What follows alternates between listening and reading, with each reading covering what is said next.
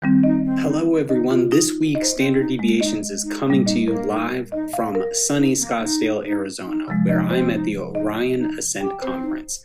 This week at Ascent, we'll be rolling out our new 3D risk tolerance questionnaire. We'll be introducing our goals-based investing platform, talking about some exciting practice management offerings we have, and introducing all the ways in which behavioral finance is being integrated into everything we do at Orion. If you want to learn more about this and get a free download of a one-pager on how to have better conversations with your clients, go to orion.com/BFI. That's orion.com/BEFI. Thank you, and on with the show.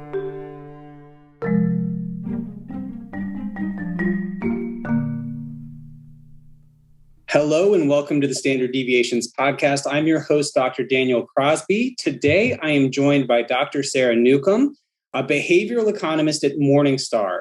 Dr. Sarah is an expert in consumer psychology, economic decision-making, and personal money management. She's the author of a fantastic book called Loaded, which I would encourage everyone to check out. And Loaded will also serve as the sort of jumping off point for our conversation today. So Dr. Sarah, welcome to the show. Wonderful to be here. Thank you. Thank you. And you're joining us from Maine. I am in the middle of the woods in Maine. Yeah, you have, right before we hit record, you actually talked me into moving there. I actually have been looking to move to the middle of the woods for the last 18 months. I'm thoroughly convinced. Look forward to being your neighbor. Nice. Me too.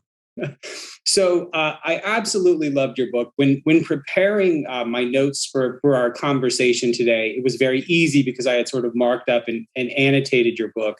So I'll use some of my favorite annotations and my favorite markings from that book as our jumping off point today. One of the first quotes from the book that I wanted to get some more color from you on is as follows. You say, "Nearly every money message we encounter has within it some tone of good or evil, and taking stock of which messages we have come to believe and the moral tenor they imply can bring us a long way toward understanding why we behave the way that we do with our own money." So this is fascinating, and I think right on the money, no pun intended. Why is it that money takes on such a moralistic tenor, do you think? Yeah, I mean, it's a big question. I think there are so many reasons why money takes on a moralistic tenor.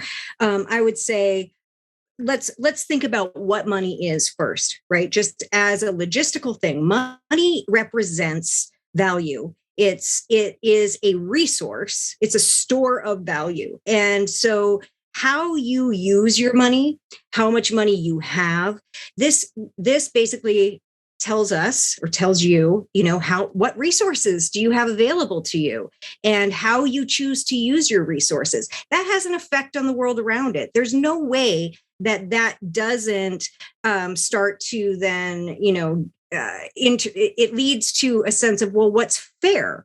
Right. And we all have there are different schools of thought around resource management, what's fair or what's right or what's wrong. And right and wrong easily lead us down to good and evil. I mean, this is it. We have millennia of cultural and spiritual stories and archetypes and messages that we've all been exposed to. They vary, but we've all been exposed to many loaded messages about money. And so many of them have this good or evil flavor to them. And so, I mean, on maybe the lightest level, you could say, well, it's not really good and evil, it's just positive or negative, right? But we want to make everything binary. Our brains just do that, right? We want to simplify everything. And so we kind of classify money into this, well, is money good or is it bad? And our belief about that is going to be highly dependent on the messages we've been exposed to. And then of the messages that we've been exposed to, which did we internalize? And how did we form our core beliefs about the world and money's role in it? So let me give you an example of what I mean by a cultural or spiritual story that's informing these core beliefs, moral belief. Very, very famous misquote of the Bible. Money is the root of all evil, right? misquote, but very common. And let's just unpack that for a second, right? So the sort of vernacular, the popular saying is money is the root of all evil. What does that, let's just think about that for a second. That is basically blaming money or the economic systems that we have set up for ourselves for all the damage that we see in the world. And if you've heard that message in any flavor, even if you've heard the real scripture, which is the love of money is a root of all kinds of evil, either one, you can say, okay, well, money's connected to evil and money is a source of evil somehow. Then you look around at the world and what do you see? You see inequality, you see exploitation, you see all sorts of injustice. And it's easy to say, yes, money is the root of all evil. Money causes all these things.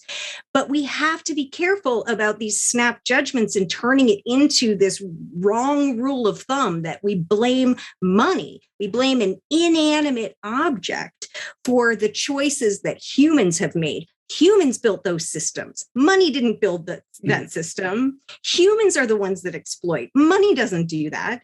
And we have this personification almost of money.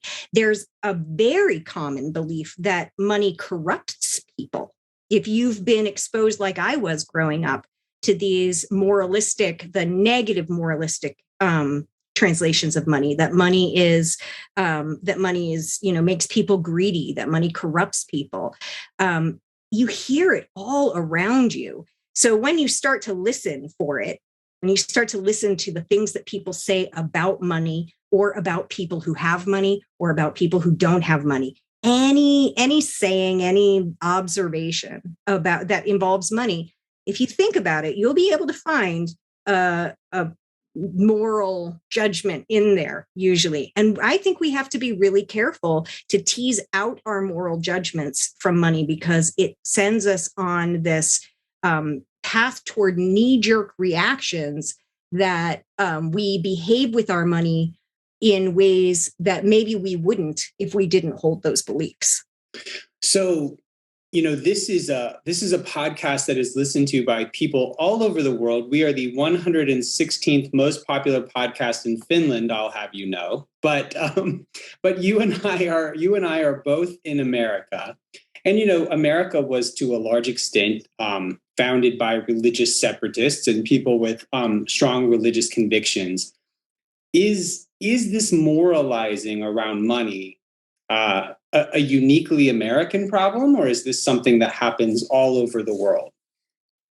Okay. Anything I say in this is going to be largely US centric and more Christian centric, just because that's the culture that I grew up in.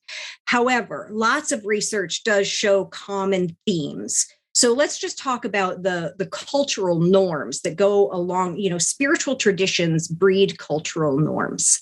And so if you have a tradition that demonizes wealth and glorifies poverty, those are extreme interpretations of this moralistic view of money, right? And we know that extremes lead us down the wrong road. And yet we're so drawn to them, aren't we? Sure. Because they're clean and they're easy.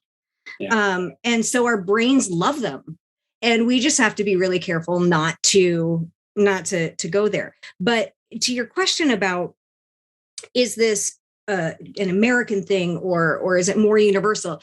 It's more universal. So many spiritual traditions and cultural traditions can slip into this tendency to glorify poverty, as if poverty itself were an enlightened spiritual state, or, a very, straightforward path to enlightenment.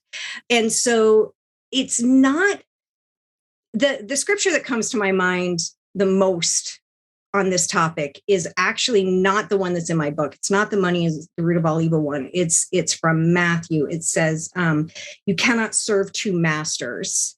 And it ends up by saying you cannot serve both God and money. And that message is it's framed differently in different spiritual and cultural traditions, but I think it encapsulates very well this message that a lot of us grow up with hearing or seeing demonstrated to us in some way, which is you either care about people or you care about money. Choose sides. Mm-hmm. And it's one of the reasons I think why we see culturally service jobs don't pay as much. It's sort of assumed that if you care about people, you don't care as much about money. Mm-hmm. Right. And these things, I think it's a chicken and egg situation. The unconscious sort of biases that we have about wealth and poverty and what it means to have money and not have money, those things then shape the systems that we build, our economic and social systems. And then those systems reinforce the stereotypes that the systems were built upon. Mm-hmm. And so we end up in situations where we are just playing out the same story over and over again. And there's so much research that shows things like, I know we'll probably get into this because this is a big part of my book, but that, we have stereotypes that are generally positive about wealthy people. And we have stereotypes that are generally negative about poor people.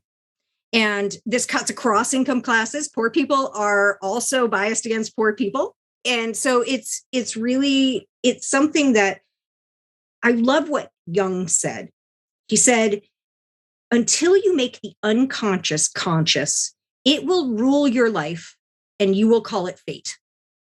And I think that is so brilliant because what we do, if we are not mindful and aware and conscious of the way that our thinking affects the way we build our lives, and then in our individual lives, and then in our collective lives in our societies, if we ignore these things, then we will build systems based on these unconscious biases, and they will just perpetuate the unconscious biases. And we see that all around us now. I think we're having a very awakening moment as a world during COVID, which is very welcome to me. But I think what so much of money management is really about learning to have a healthy relationship with money itself, learning to examine the way you think and feel about money, and to question the way you think and feel about money. Yeah.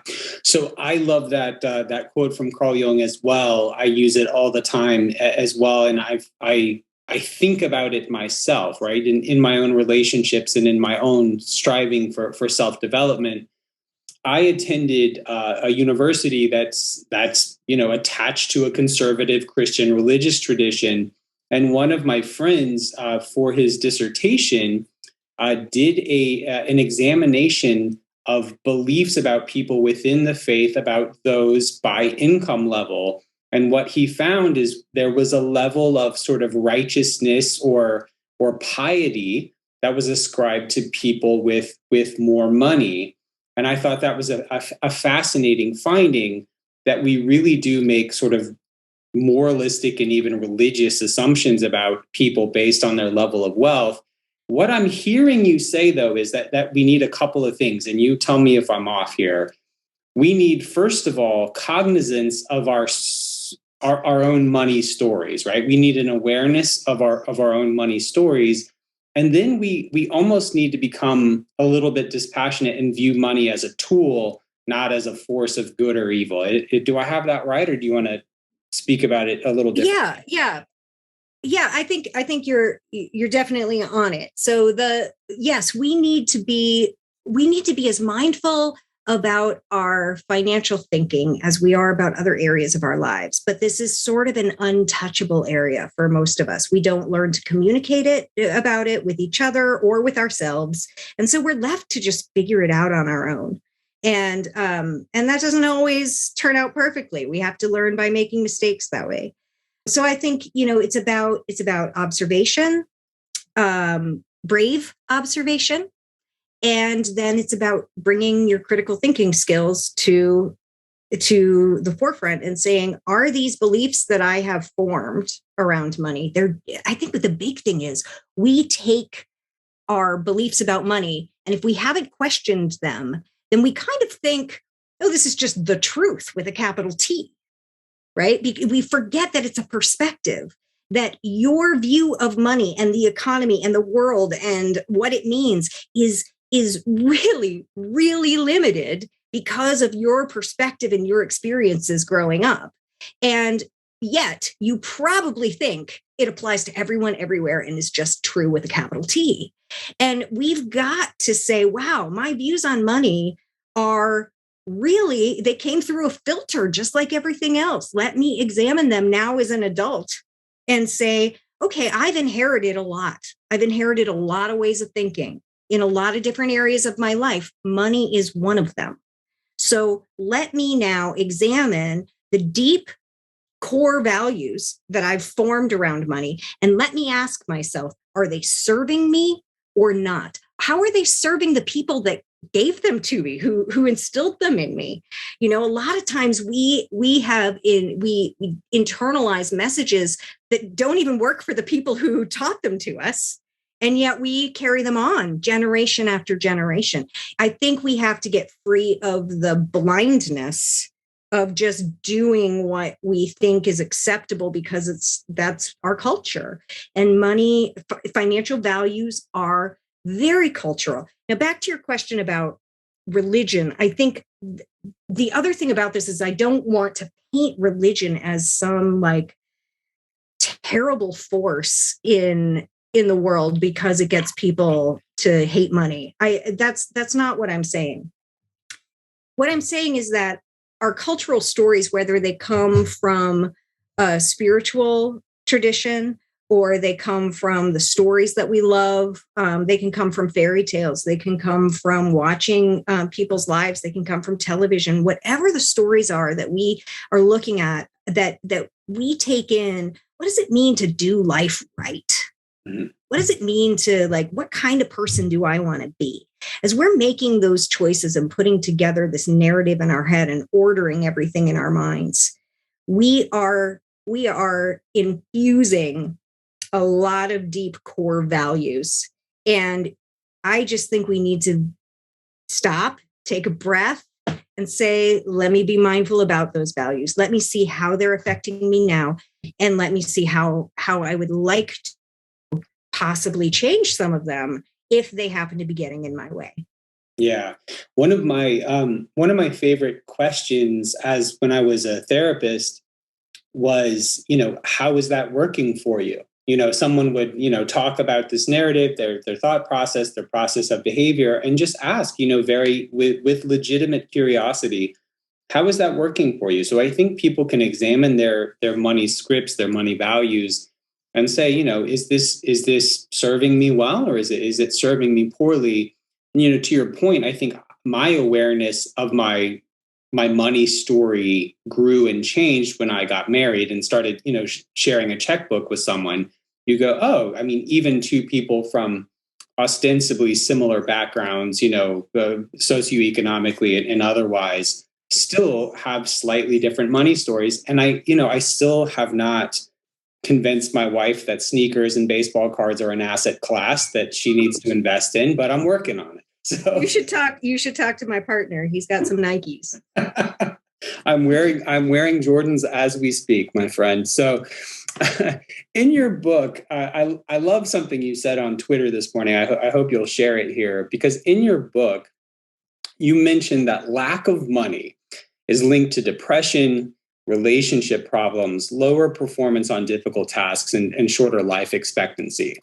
Conversely, wealth, like having money, is linked to reduced compassion, victim blaming, and being less likely to ask for help. So, yikes. What's the, I know.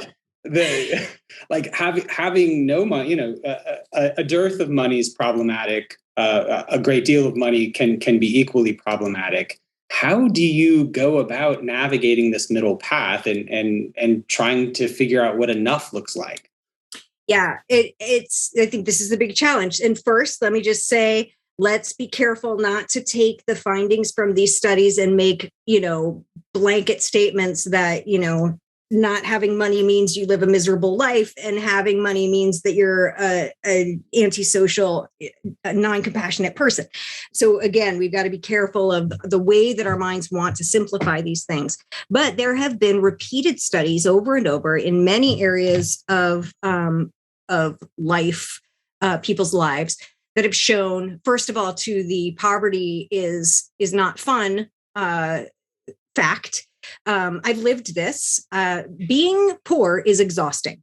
It is exhausting. It is a constant battle against chaos and uncertainty. And the cost of being poor, we pay for it with our health. And so what a lot of these studies boil down to is that the lack of solvency, the lack of financial stability contributes to poor health, because chronic stress is a silent killer.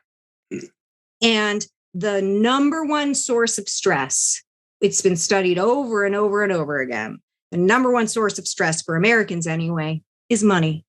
And guess what? It's usually money over their health. And so again, we have this negative feedback loop where not having resources leads to chronic stress, which leads to health problems. But you can't go to the doctor because it costs too much. So then your health deteriorates more. So then you can't work. So then you don't have money. So then you're losing more sleep at night. So then you get sicker. So then you're more stressed. And it's a poverty trap. And so this is why I think glorifying poverty is not the answer. You can say, look, I don't want to be greedy. Great. Ignoring money completely is not the solution to that. Learning to have a healthy relationship with money, learning how to use it and not abuse it, learning how to not fall in love with it, not make it your master, but you master it. That's the way to handle money. So many people, like I did when I was younger, what we do is we say, well, money is just, it's complicated. I don't like what I see it doing in the world. I don't want anything to do with it. And so we sort of glorify this idea of not caring about money. But if you don't care about money and you don't focus on it, it will rule your life, because you will constantly you can't ignore the fact that you have to eat. You have to clothe yourself. There is, with very few exceptions, on this planet, a human being who does not have to think about and manage money every single day of their life. And so it may be nice to imagine just cutting off from everything and saying, well, I'm not going to care about it. But if you decide not to care about it and not to focus on it, it doesn't go away. It will just go unmanaged. There's also, there's the apathy that or avoidance, money avoidance, that can lead to financial problems. And then it starts that stress and health negative feedback loop cycle. There's also just simply insolvency. Many people do not earn a living wage. Many people, it's not that they don't know what to do with their money. They simply can't. And so then that's a problem that's a big societal problem. And big societal problems have to be solved on a big societal poverty level or policy level, right? Big societal problems need big societal solutions. So we can't solve that with psychology, except with group psychology, and hoping that we can find more productive ways to do resource management as a society. But there's also the internal conditions. And so to the extent that we can make better decisions with our money so that we can avoid these poverty traps and negative feedback loops, let's do that, because it's going to take a while for us to fix the societal problems. In the meantime, let's do as well as we can individually in the moment. So my caution to people about glorifying poverty is that poverty kills. And so if you decide that you're not going to care about money, you are walking down a very dangerous psychological and health path. And so I think it's about not going to extremes and saying, look, how can I manage money? How can I think about money as a resource to be managed? It is not the end goal of my life. it supports the end goals of my life. How do I make it work for me as a resource? And that can help take some of that moralizing and judgment out of the equation. But if you still, like I did for a very long time, have deeply internalized negative associations with money as like, if you focus on money, you must be greedy, you must have a bad heart. I mean, those were the messages I grew up with. And they were well-meaning, but they poisoned my mind and behavior. And so I had to really, like, financial therapy is a thing for a reason. And a lot of people could really use some good talks about this stuff. So I would say if you're a money avoider, or if you know a money avoider, the problem is that poverty kills. On the other side, the connections that we've seen about, the lack of compassion and stuff, let me unpack that a little bit. So there's a whole bunch of studies that, and I should say most of these are laboratory studies. They're very clever. A lot of them are very carefully set up. And so there are some general takeaways that we can take from them to say, okay, there's a correlation here, but correlation is not causation. So we have to remember, it's not that having money causes these things. It's that there have been correlations observed between privilege and having plenty and being more advantaged than others, and antisocial behavior, lack of compassion, and altruism. So let me give you an example. My favorite example of this is the Monopoly study that Paul Piff did at the University of Berkeley. And what he did was he put people in a situation, college students, they just had to play a game of Monopoly against each other. But one person was randomly chosen to get twice as much money at the outset, twice as much money every time around, and they got to roll 2 dice. So they're clearly at an advantage. And in the beginning, they would comment on the fact that this wasn't fair, and they totally had the advantage. And so then they watched these people play the game. And the people who were given the privilege at the outset, even though they knew they were given the privilege, they would talk louder. They would eat more snacks. They would they started to just have that, kind of, I'm the man energy, right? Whether they were male or female. And they were behaving in a more entitled way, while the people who were put at a disadvantage would shrink back. They got smaller. They were not as engaged. And it was clearly an unpleasant situation for them. At the end of the study, then when they debriefed the people who even at the beginning had said they clearly had an unfair advantage, at the end, when they were asked why they won, not one of them mentioned that they were given twice as much money to start out with, twice as much money every time around. And not one of them. They all talked about the decisions that they made and how they and their skill and their decisions got them, helped them win the game. And I think it's just what I would not take away from this, that money makes us entitled, that money makes us less compassionate. I think what this does is it illustrates the fact that privilege is blind. The way we cope with privilege is by pretending it doesn't exist. What I mean by that is that when we tend to want to believe in a just world. There's a whole theory in psychology, the just world theory. It's fascinating. But to some extent or another, most of us at least want to believe that there is some order and justice to the world around us. And so when there is evidence that that is not true, and that we are, in fact, the recipients, the beneficiaries of injustice, that is psychologically painful because we have empathy. And we don't want to be the cause of anybody else's suffering. It's kind of like, not that we're the cause of their suffering, but we don't like to see other people suffer when we know that they deserve good just as much as we do. Yeah. It's psychologically painful to reconcile that you are the beneficiary of an unjust situation. And so to deal with that psychological pain, we have a few options. We can either say, I deserved it. I made all decisions right. I deserve it. Somehow Somehow I deserve it. And you see caste systems and lots of different system justification, lots of ways. These are not personal failures. These aren't character flaws. They're defense mechanisms against the psychological pain of knowing that you got the benefit of an unjust system.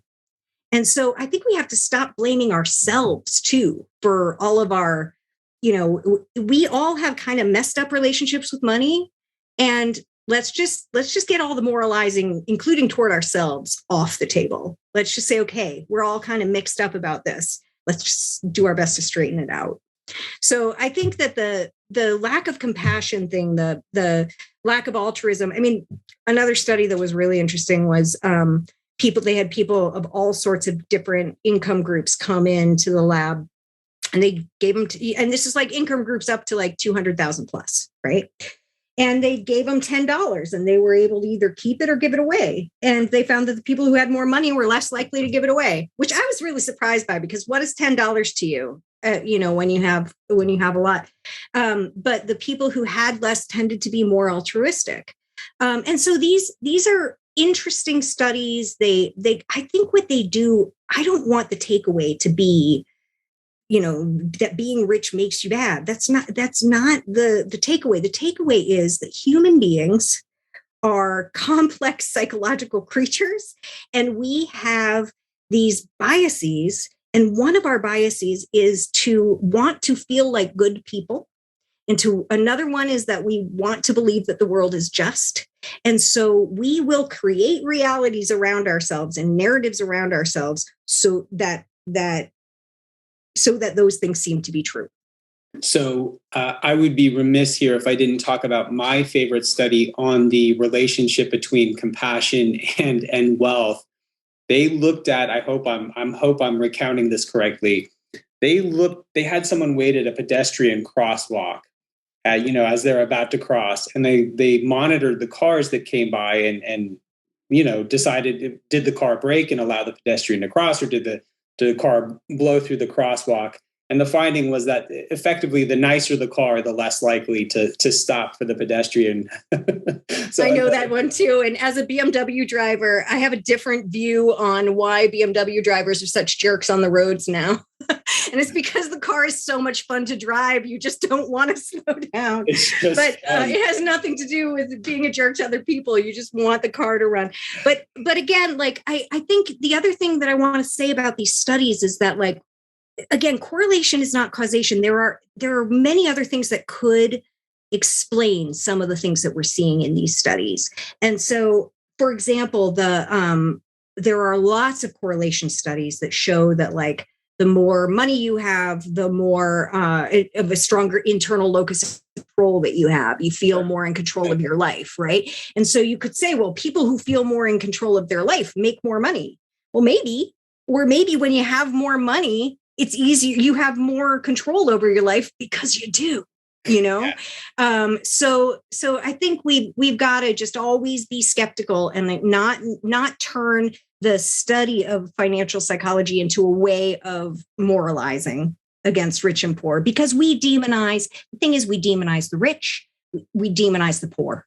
Mm-hmm. And I think we've just got to stop it and start saying, let's just focus on a healthier relationship with money. What does it mean to think about money in a sound and wise way? What does wise money management look like? And how do you, when you start to recognize these emotionally and morally twinged beliefs, how do you start to reprogram them? So growing up, it was easy to be humble and sort of circumspect about money because we were broke, right? That's how I learned to be prudent with money, is because, when I was young, we didn't have any. I would imagine that the average standard deviations listener skews on average to above average income. If we find ourselves in this place of abundance, is it just about recognizing privilege? Is that the primary mechanism? Is it about recognizing luck and privilege and injustice that has gone our way? Is that the primary thing that keeps us from being the Monopoly winner who's gloating when they had a stacked deck, or the the BMW driver who blows through the intersection. I mean, what's sort of the mechanism by which we can get the best out of money without falling prey to sort of the lack of compassion that can attend it sometimes? It's a great question. Okay, I want to talk a little bit about what I think, and I'm speaking my own theory here, but what I think based on the research I've read is really going on when we look at the sort of different worldviews, the different attitudes and behaviors of the rich and the poor. There have been some carefully done studies that look at the difference between having an interdependent worldview or an independent worldview. And we think about the US as being a very independent society. We love independence in the US. We reward independence and entrepreneurship and the person who stands out and makes a splash, right? And one way to differentiate between an independent culture and an interdependent culture is that in an independent culture, the one who stands out gets applauded. In an interdependent culture, one of the sayings is the nail that sticks out gets hammered.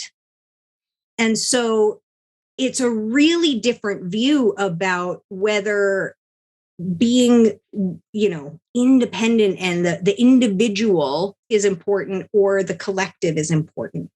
And so whichever culture you grew up in likely really shaped your moral views about what people should and shouldn't do around money. So it's not so much rich and poor, but there is what some studies have shown is like taking America as one example and Russia as another example. On the whole, America would be, at the time the study was done, categorized as an independence-oriented culture, and Russia as an interdependence-oriented culture. But in both countries, if you look at the people with lower incomes, they tended to have an interdependent view of the world and life. And the higher income people had an independent view of the world and life. And so I think that what this divide between the rich and poor, the way that we demonize each other and separate ourselves from each other, has more to do with social psychology than it does with money itself. I think it has to do with whether, think about it this way, if you grow up with lack, you grow up with insecurity all around you, you need the people around you more. The community has to come together to support one another in order to survive. And so an interdependent culture is going to be an adaptive reaction to a situation of lack. And so it makes sense that in the lower income communities, it is more common to find an interdependent mindset. And in an interdependent mindset, you value relationships as currency that's far more valuable than you do finances, because money comes and goes, but your relationships are what really sustain you. In an independent culture, on the other hand, what is really valued is the ability to provide for oneself without help. And so it's achievement oriented. The way you get belonging and your deep human need for just having a tribe in an independent culture is to provide for yourself, to not need anyone else. And it's very much more about the individual being able to sustain themselves on their own. And so where it's about values and it turns into a culture, but then within the culture, the way you make friends, the way you get acceptance is by either having that interdependent mindset or having the independent mindset. And so you can start to see why people with an independent mindset might look at someone with an interdependent mindset and be like, why are you chatting to your friend instead of working? Well, because relationships are more important in my life than money is, because my relationships sustain me more than money does. And you can see why then on the other side, the people who are in the interdependent mindset, look at people who are independent and say, why don't you care about anyone else? Why is it all about you? Well, because if I can't provide for myself, I don't belong. I don't get my tribe. It's about human belonging in the end. And so I think that it comes down to social psychology more than actually independence leads to certain behaviors. A belief in interdependence leads to other behaviors. And then we judge the other group's behaviors because that's what we do with a group that's different from us. So at Orion, we haven't rolled this out yet. Probably will soon after this airs. We did research into what do people fight about when they fight about money, right? And we tried to sort of measure these scripts and give advisors tools for having conversations with folks about these money scripts. And we found sort of 5 salient areas of difference. And one of the 5 salient areas of difference among couples was this individualistic versus collectivistic orientation around money. It's like, okay, if I'm a first generation immigrant, am I sending money home to my family in the Philippines?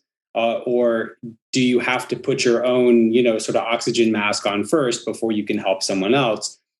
There's a case to be made for both. But again, we have to understand culturally from a social psychological perspective where we come from. And we have to, have that conversation with our partner. I think it's a fascinating look at money within the context of culture. So we could talk about that all day. I want to go on to something that kind of blew my mind when I read it. I had never articulated it as concisely as you did in the book. You write in Loaded that our minds don't distinguish between me and mine.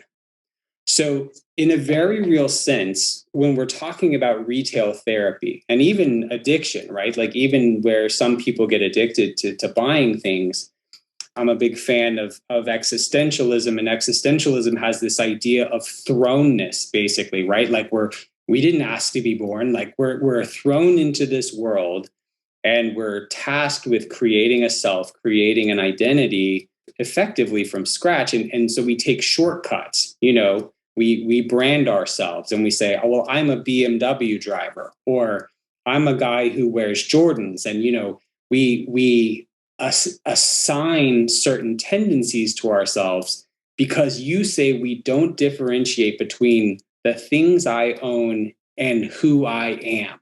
Can you talk a bit about that? Yeah, this phenomenon is called the possession self link. So if you're interested in it and you want to learn more about it, just Google that, the possession self link. Basically, there's a body of work going back decades that shows that when we have control over something, we sort of incorporate it into our sense of self. So like, imagine you're sitting at a restaurant and you're drinking the water from the glass in front of you. For that time, it is your glass. If somebody were to just come up and take it away, you would feel affronted. And because during the time that you have control over that glass and it's in your realm of it belongs to you, it is almost a part of you. This is one of the reasons why when people have, especially when objects that represent to you things that are very identity salient, that are very close to the things that you really care about, who you are. Let's say you love exercise, you love biking, and someone steals your bike. Yeah. It's not just the bike that you grieve. You go through a grieving process because that hurts. They took a part of you. And people who have homes destroyed or lose property, they go through a real grieving process because a part of themselves is lost. And this tendency of our minds to take not just our bodies and our personalities, but also the things we own, the people that we're close to, our relationships. We put our sense of identity sort of encapsulates all of these things. And so because the things we own are incorporated into our sense of identity and our sense of self, there's a couple actually really like tangible, actionable things that come out of this knowledge. First of all, when you don't feel like the person you wish you were, there are specific products that would love to convince you that if you buy them, you will be that person. Right. And we've all fallen prey to that this particular thing will, the person you want to be, the badass woman I want to be wears those boots, And so what happens is that because when you purchase something, that thing now becomes a part of yourself, you actually can purchase the identity you want for a time. You can. And so it turns into a financial strategy for achieving your desired identity. And it can be effective, but it's very expensive. And the fact is that our sense of identity is strong some days and weak other days. There are times what do you do when your sense of self is damaged or threatened for some reason? Well, going and buying something that represents that person you wish you were is one way to sort of restore that sense of self. And that is retail therapy in many ways. On the other hand, think about all the stuff that we hang on to that represents parts of ourselves that we no longer identify with. The psychological baggage that actually has in our lives. I would love to see a study of people just cleaning out their basements and their attics of things that represent who they used to be, that they no longer feel they identify with. And I would love to see the effect on someone's psyche of getting rid of things that are no longer true to who they feel they are. But we hold on to things because we think we need to, because we feel obligated to the person who gifted it to us, because we think it would be useful in the future. And it can put weight and baggage on your sense of self, because your sense of self also includes all the garbage in the garage.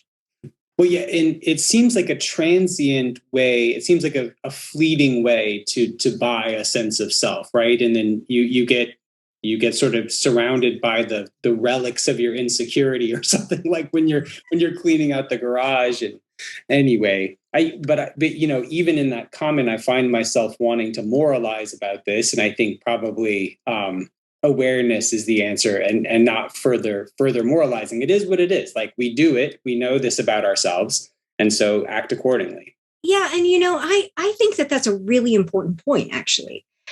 Understanding the psychology of money for me has been really helpful in liberating me from moralistic judgments, because human psychology, again, these are not personal failings. These are the way our minds work. Our minds are brilliant machines that have had to learn over eons how to make really good decisions really quickly without enough information. And so we have learned to take really complex information, turn it into a simple rule of thumb, and then follow that. Yeah. And that serves us really well in a lot of situations.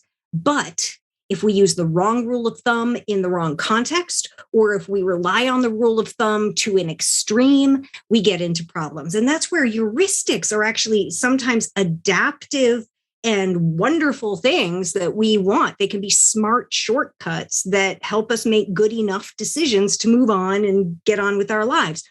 Or they can lead to biases and bad judgment. They're not always bad. And so, but understanding how psychology works helps me, at least, to say, this is the way the human mind works. Now, I can choose to work with the way my mind works, or I can continue to try to fight against it and try to moralize and say, I shouldn't be that way. I shouldn't be that way. Well, guess what? We are this way. How about we just figure out how to how to make healthy lives in spite of that? Yeah, I love it. So, Sarah, you have a chapter on finances and emotions in Loaded, where you share research that talks about the relationship between mental pictures of the future and experiences with money. And in that chapter, you say that those with a vague mental picture of money had negative experiences, while those with clear pictures of the future had positive experiences. So is this a chicken or an egg thing? Because, it's like your locus of control you mentioned earlier. Is it that a strong internal locus of control leads you to wealth, or is it that wealth facilitates being in control of your life? So how do you think about this, and how can we think more vividly about our future self and our financial future? Yeah, I think it is whatever the term is for a chicken and egg scenario. I like to think of it as it's a feedback loop, right? Where one leads to the other, leads to the first, leads back. So, and my research has continued on in this vein past where it was when I wrote Loaded. I've done some work in this space since then, and this is one of the biggest things that I have become convinced of is that if there is one change you can make to give yourself a better chance of being good with money, start to think farther into the future. And it seems like a no-brainer, right? When you think about it, you're not going to plan for a future that you can't see. Mm. And yet, I think this is something that we don't pay nearly enough attention to, because the people who, let me just say this, I've done a number of studies where I've asked people about their financial situation, and then I've asked them about their mental time horizon, how far into the future they tend to think and plan when they think about their money. And then I ask them, when they think about the future, how clear and detailed is that mental picture? And then I ask them a series of questions about their emotional experiences with money. So there's 4 positive experiences: joy, peace, satisfaction, and pride. So I ask, in the last 6 months, how often have you felt each one of these emotions? And they rank that on a scale from almost never to almost always. So they get a score for each of these positive emotions. And then the 4 negative ones are anger, helplessness, sadness, and anxiety. And how often have they been feeling those over the last 6 months? And then what I did is created a emotional well-being score, financial well-being score, where I said, okay, let's add up all the frequency of positive emotional experiences and then subtract the frequency of negative emotional experiences. So if you had a score of 0, it would effectively mean that you're having just as many anxious thoughts as peaceful thoughts, and it's a wash on the whole. So a score of 0 is a neutral.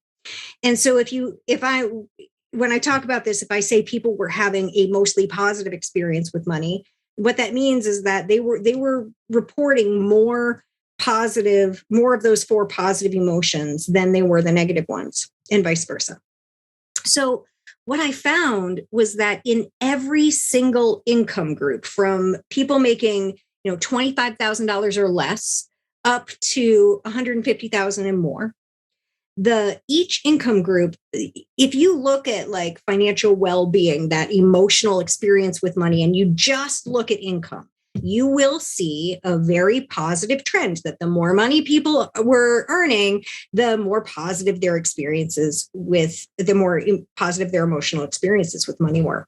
But if you break it up by income group, the story gets really interesting, because then what I found was that people who had that, I asked people to choose one of 2 statements. Either I create my financial destiny, or my financial future is largely out of my control. And so depending on which of those 2 they chose, they have those that believe they have power over their future have what's called an internal locus of control. They believe that the source of control in their life is internal to them. And those that believe that they don't have control over their financial future have an external locus of control. They believe that the economy or God or fate or chance or other people have something external to them, has a larger amount of control in their financial lives. So if you look at financial well-being by income group, if you graph it, it's so clear. The people who, in every single income group, the people who believe they control their financial destiny, no matter how much they were earning, in every income group, they were significantly more positive emotionally. In fact, the people in the less than $25,000 group were happier if they had an internal locus of control. They were experiencing more joy, peace, satisfaction, and pride with respect to their money than people making $80,000 who did not feel in control of their future. Mm-hmm. And you didn't see it tipping into net positive until people were in that 100,000 or above group. And so, yes, income matters, but mindset matters too. And that's the point here, that you can actually improve your emotion, your financial well-being by changing a couple of things about your mindset before you even get a raise and make your quality of life better. So that's the locus of control part. The other part is the mental time horizon. And mental time horizon, I found, does correlate to the emotional well-being in very much the same way. Of each income group, if you look at people who are looking they look ahead 20 years or more, and when they look ahead, they've got a really clear and detailed picture. They were generally experiencing very positive emotions with respect to their money, regardless of the income group. They were happier than the people who were short-term thinkers. And so, but the other thing that I found this correlates to is that short-term thinking also strongly correlates to the actual amount of assets that people have acquired. And so when I looked at emotional financial well-being and actual financial solvency and their financial situation, and both of them, the locus of control and the mental time horizon, and then two other factors: how you compare yourself to others, and when you compare yourself to others, do you look up or down the socioeconomic ladder? Like those factors, they contributed significantly to emotional well-being and to actual asset balances. So with the mental time horizon, in every income group, people who think farther ahead had significantly more saved. People who thought 20 years ahead had 20 times more saved than people who thought less than a year ahead. 20 times. It was almost a one-to-one relationship. And so again, and this effect was significant, was strongly significant, even when I controlled for age, education, income, and financial literacy. So, and the effect size was large. So this is not a little statistical finding. The way that you think about money, your mental time horizon, can have a serious impact on the amount of money that you have. But yes, it's the chicken and egg thing. Why? Because if you think long-term, you're going to make more long-term oriented decisions, which is going to create more stability in your life, which is going to allow you to think long-term, which is going to help you make, and you do that. Whereas if you're more like me, I am naturally a short-term thinker. And I learned the hard way, this is the root of most of my financial problems, is that I have a short-term mindset naturally. And many, many people do. Mm-hmm. And again, it's not a personal failing. It's not that you're bad with money. If you're only thinking a month ahead, there is no way you're preparing for retirement. That future is so far off. So those of us that are short-term thinkers have additional challenges to money management that long-term thinkers don't. And so if you are a short-term thinker, there are things you can do to help yourself to start to train your mind to think longer term, because thinking longer term will lead you to better financial decisions, and you'll get on the positive feedback loop, where short-term thinking leads to more impulsive decisions, higher debt levels, and you get on the negative feedback loop that leads you into poverty traps. That's fascinating, and an incredible effect size. So the cure for becoming long-term, I think, is relatively self-evident. You talked about that, sort of considering the future. What about how to go about cultivating an internal locus of control? You see how fundamental this is. And of course, it is reciprocal. It is chicken and egg and chicken. But if someone's listening to this and they go, you know what, I feel a little out of control, like it feels like it's kind of not in my hands, are there one or two concrete things you would say to that person to help them kind of claw back some control? Yeah. So, first of all, there are lots of things in this life that are not in your control. You cannot control the global economy. You can't control many, many things. And the more that you focus on those things, the more scared you will be. And the more you will have a scarcity mindset. And the more it may even shrink your mental time horizon. It may get you to be more myopic. And so by focusing your attention on the things that you cannot control, you are doing yourself harm. It's not helpful in any way. The only way that focusing on things that are not in your control can be helpful is if you want to set up some strategies to help defend against some risks. So insurance policies are a great way to take care of some of the things you can't control. Things like diversifying assets are a great way to mitigate against some of the larger, if a whole industry fails, you don't want all of your money to be in that one industry.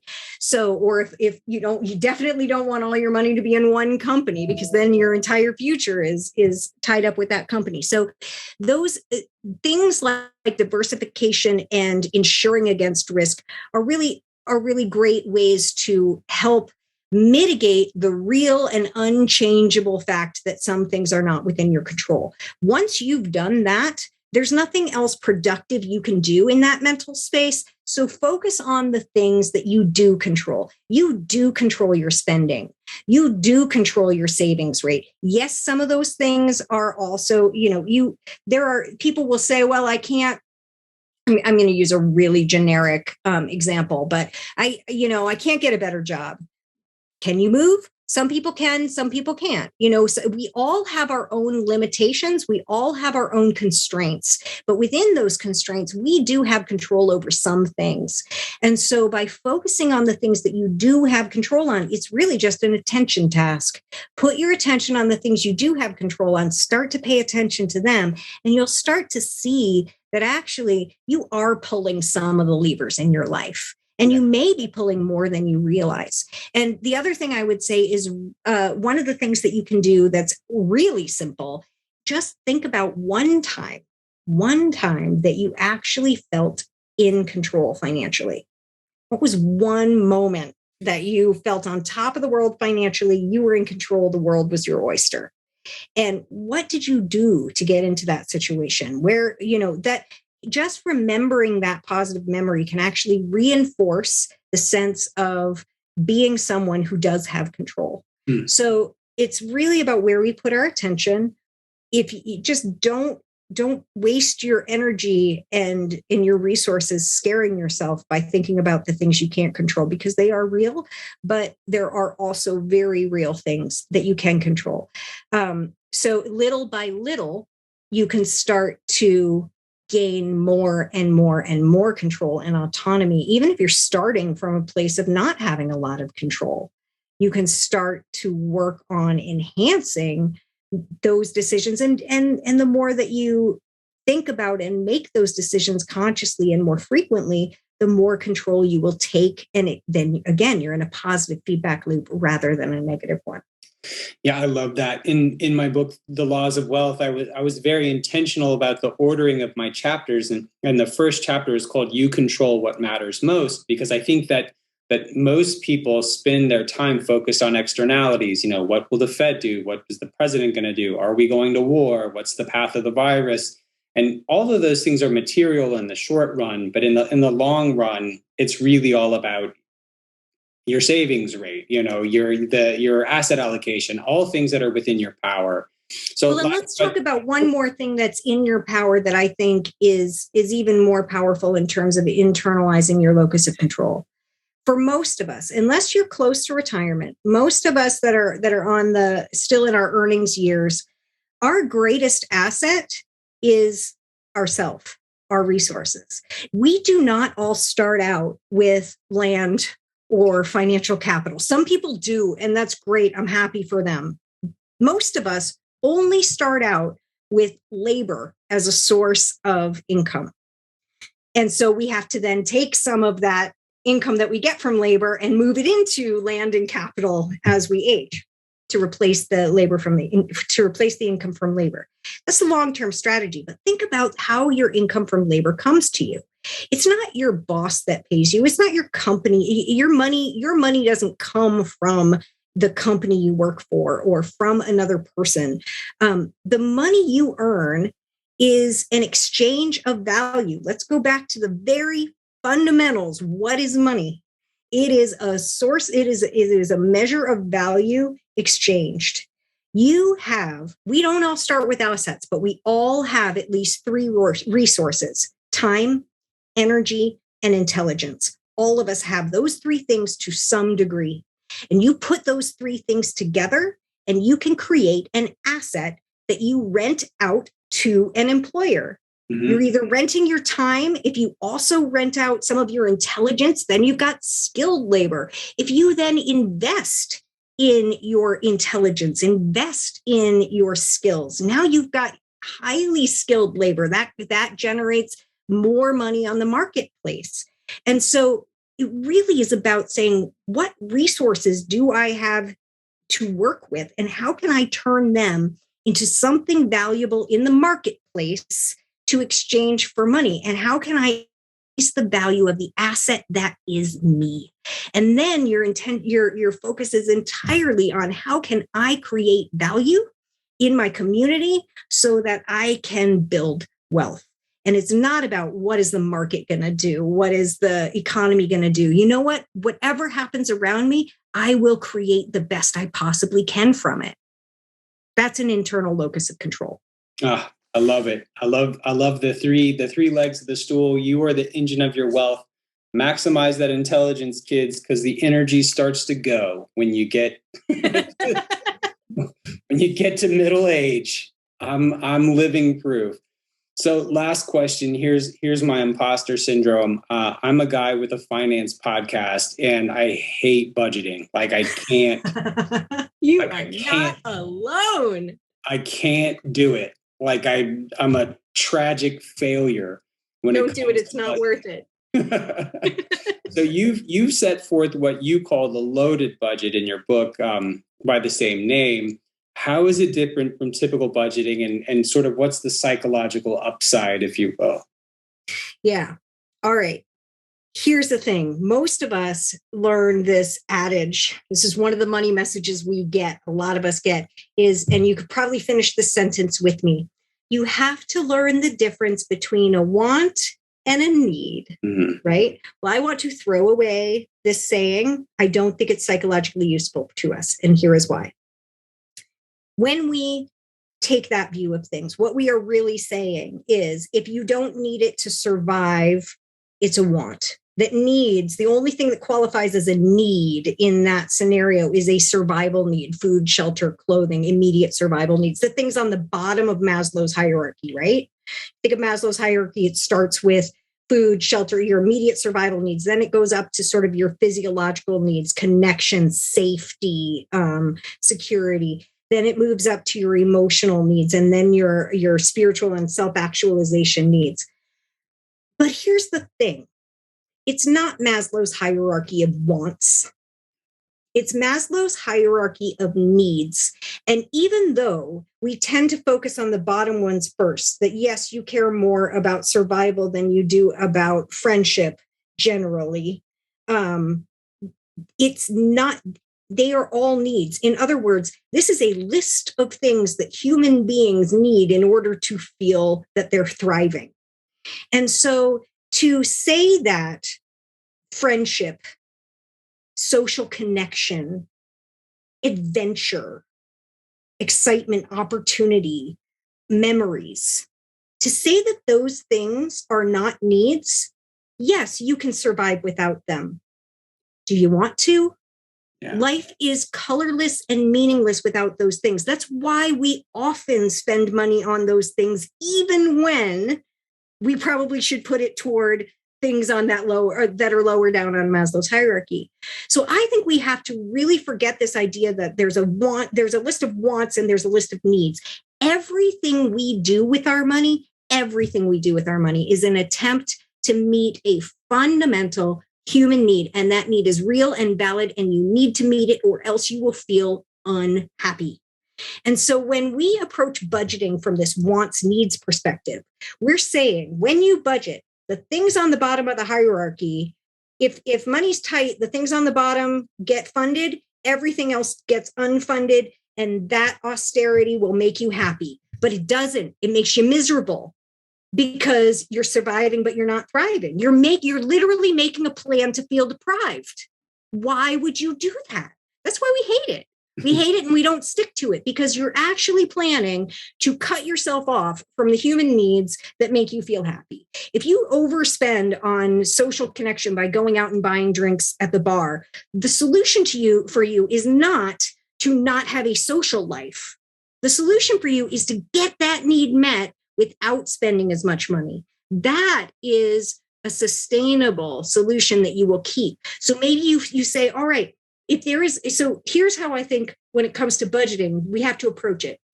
Yes, you still need the column of expenses and the column of income. Yes, you still need that. The numbers have to balance. But as you're trying to balance those numbers, first of all, instead of first saying, if they don't add up, instead of first saying, well, I need to spend less, try to think, can you earn more? That's something that I think a lot of people don't consider. So look at the earning side of your balance sheet. Can you make more of the assets and resources that you have? Do you have an extra room you can rent out? Do you have stuff you can sell? Are there ways that you could add to your income column before you start trying to cut out of your expenses column? That's number one. Number two, when you do find that you need to shrink on the expenses side of things, if there is a line item that you say, well, I can't afford this. I can't afford the yoga membership. It's just too expensive. Well, first of all, before you cut that off, like here's what happens if you just cut it off your expense. Well, I'm just not going to do it now. Now the numbers work, but your life doesn't work because there is some need that you were meeting with that yoga membership that you are now not meeting. Mm. And so something is no longer going to work. There is an imbalance there. So before you just cut that off your expenses list, you have to first say, what deep fundamental human needs am I meeting by going to yoga? Maybe it's exercise, maybe it's meditation, maybe it's social connection, maybe it's just getting out of the house and having, novelty. Maybe it's peace and quiet. I don't know, but you can figure that out. You figure out what deep need or needs you're meeting. And then before you cut that expense, make a new plan to get the need met.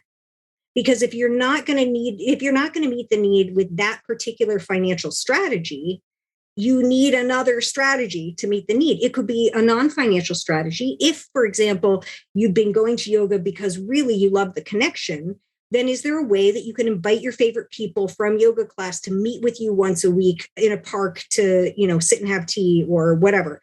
Is if you are going to the coffee shop every day, it's probably not for caffeine. It's probably either for a social need, for a, breaking up the monotony of your day, whatever. For some people, they want to go and contribute to a local business. A friend of mine uses this all the time because she said, she realized that she was going to the coffee shop because she really wanted to contribute to local businesses. And so what she decided to do was set up a regular time with friends to meet at the coffee shop.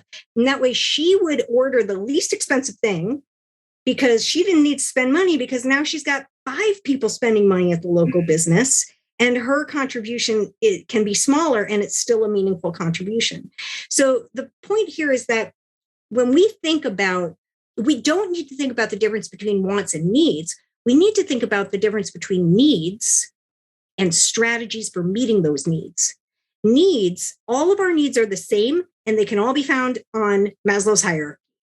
Those are the human needs. I mean, there's plenty of variation on them, but those are basically the human needs that we need to feel complete and whole and like we're living our best life. So, but those needs stay the same. It's our strategies that we use to meet those needs. That's where there's tons of flexibility. We all need transportation, but a car, a train, a bus, a bike, all different strategies for meeting the need for transportation, and they all have different price points.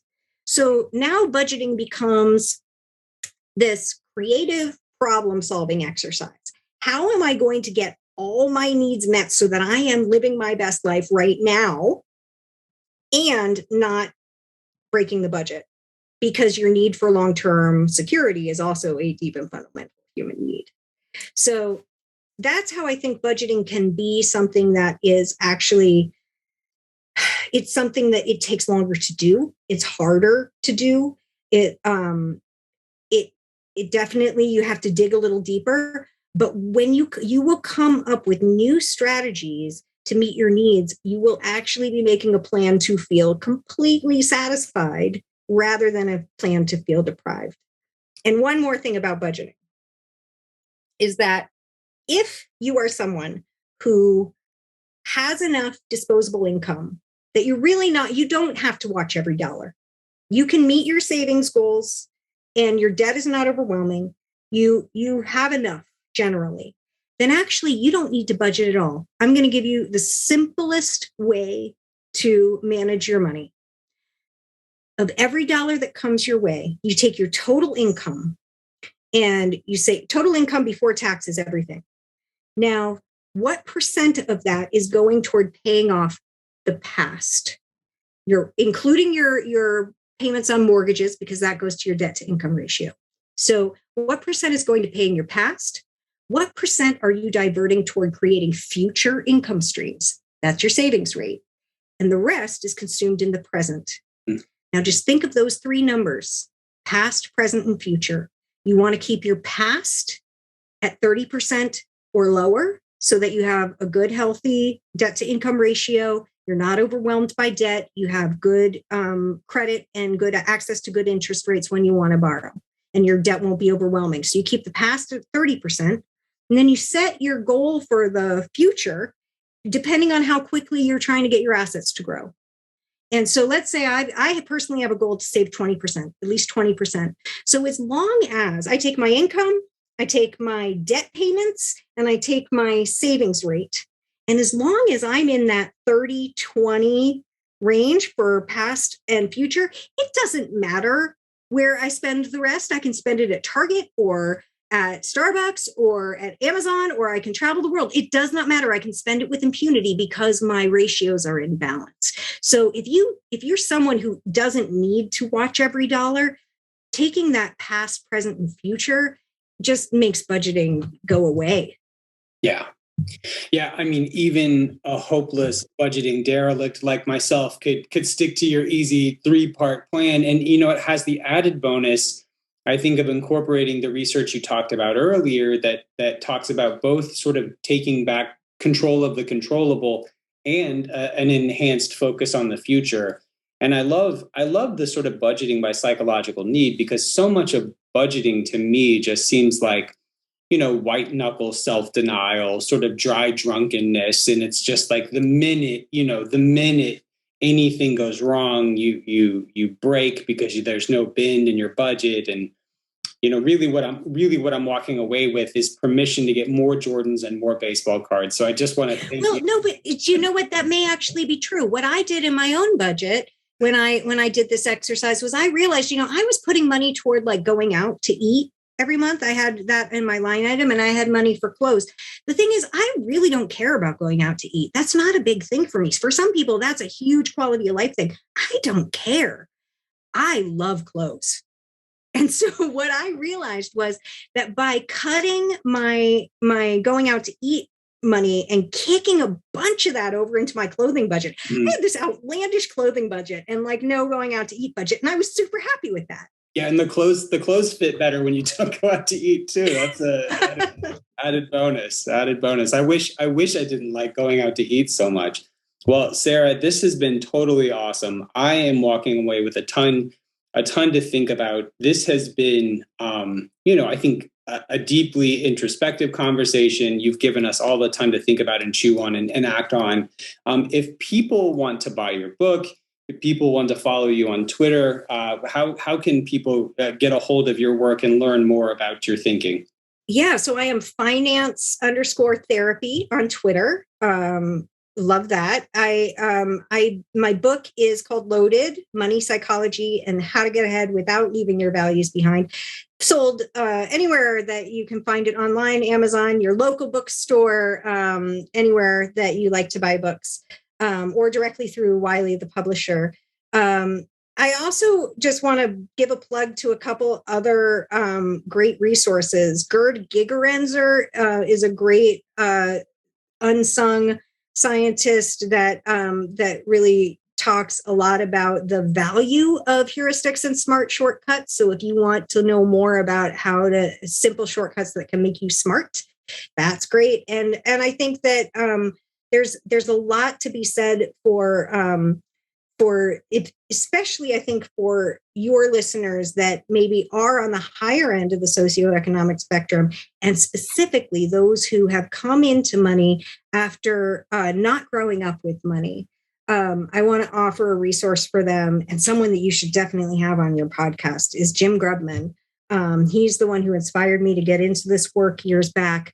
But he has done some really amazing work on this concept of immigrants to wealth and the psychological factors of coming into money when you did not grow up in a culture of money. So just a little bit of other tidbits for your listeners.